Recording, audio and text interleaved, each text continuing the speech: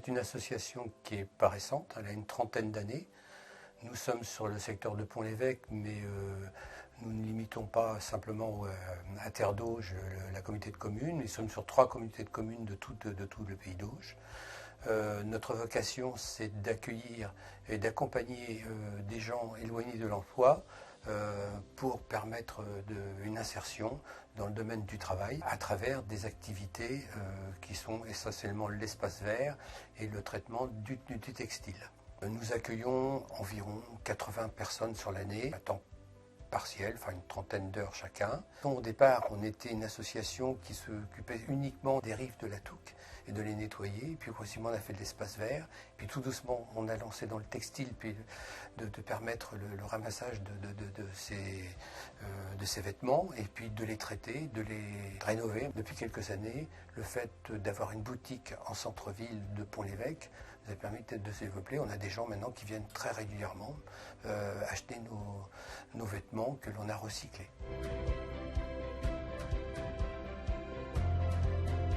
Alors donc, je suis Régis Chemou, je suis le directeur de l'ASTA, l'association Solidarité Travail Autonomie, qui est une structure d'insertion par l'activité économique, atelier chantier d'insertion, qui a pour objet principal l'accompagnement vers l'emploi des personnes en difficulté.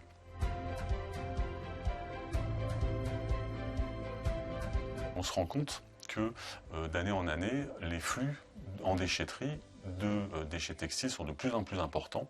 Donc le rôle de l'ASTA est en fait de capter un maximum de ces flux de déchets textiles de façon à les orienter vers d'autres voies que celle de la destruction en fait, qui se fait pour les déchets en déchetterie. Au travers de ces actions, l'ASTA est un acteur majeur en termes de réduction des déchets sur les territoires. Et on collecte à peu près plus d'1,5 tonne de déchets par jour.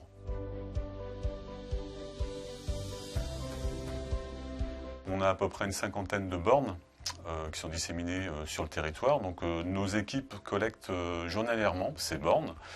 Les flux sont pris en charge par nos véhicules, sont ramenés sur notre site de Surville. On a une étape en fait de pré-tri, de craquage, où on va inspecter ce qu'il y a dans les sacs, et où nous allons sélectionner et prélever les articles valorisables pour nos boutiques. Ces articles sont ensuite envoyés dans une autre partie de l'atelier pour une visite, et là on va les inspecter, on va les vérifier, on va les assainir. Dernière phase de l'étape de valorisation, donc les articles vont être visités, ce qu'on appelle la visite, où ils vont être inspectés, ils vont être taillés, ils vont être référencés, ensuite ils vont être stockés, prêts à l'envoi dans nos boutiques solidaires. On va proposer ces articles en très bon état. On collecte parfois des articles neufs dans nos boutiques solidaires pour un prix très réduit.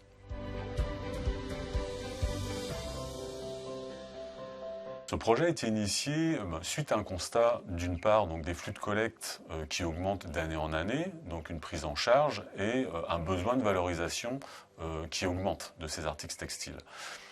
Notre boutique de Pont-l'Évêque n'est pas suffisamment importante pour valoriser et proposer à la vente tous ces articles. Donc l'idée est venue d'ouvrir en fait une seconde structure.